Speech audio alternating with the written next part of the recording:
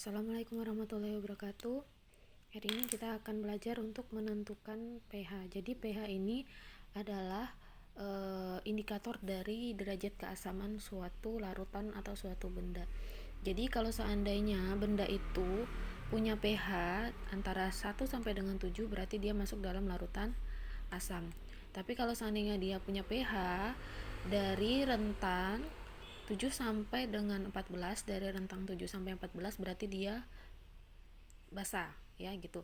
Nah, kalau seandainya dia berada di kisaran 7 berarti dia masuk dalam netral. Contohnya banyak sekali. Kalau asam itu seperti larutan air jeruk, kemudian cuka, kalau basah itu sabun, kemudian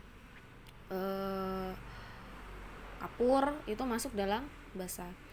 Nah, untuk menentukan pH-nya, langkah pertama yang harus kita lakukan adalah cari dulu H+ dan OH-nya. Nah, sebelum kita ke soal ini harus diingat dulu untuk mencari pH, tentukan dulu H+ dan OH-nya. Kalau H+ berarti gunakan Ka. Kalau seandainya OH- berarti gunakan Kb.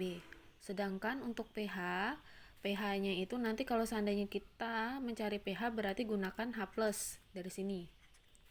Kemudian untuk OH-nya berarti gunakan OH-. Nah, ini ya, untuk POH-nya berarti gunakan OH-.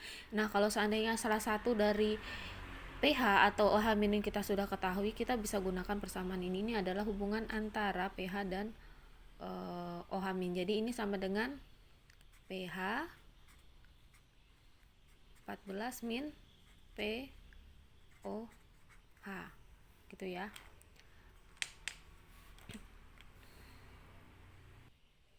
Nah, di sini saya punya contoh soal. Jika tetapan suatu asam adalah Ha 10⁵, pH larutan dari Ha adalah, nah, ini apa sih, Bu? Jadi ini adalah Ka. Karena dia ketetapan asam berarti ini masuk dalam Ka. Kemudian Ha ini adalah M, molalitasnya. Jadi cara untuk mengerjakannya sangat mudah sekali. Kita masukkan, cari dulu H+ atau OH-, berarti kita cari, karena Ha ini masuk dalam asam ya, dia kan tidak ada OH-nya nih, hanya H saja, berarti dia masuk dalam asam. Berarti cari H+ sama dengan akar Ka kalikan M. Ka-nya berapa? 10⁻⁻5 kalikan 10⁻⁻1. Jadi ini M-nya ya. Ini sama dengan akar 10⁻⁻6. Kalau kita hilangkan akarnya jadi 10⁻⁻3. Oke, hanya sudah dapat. Kemudian langsung mencari pH-nya ya. pH sama dengan, berarti gunakan yang ini. Nah, pH sama dengan min log H+,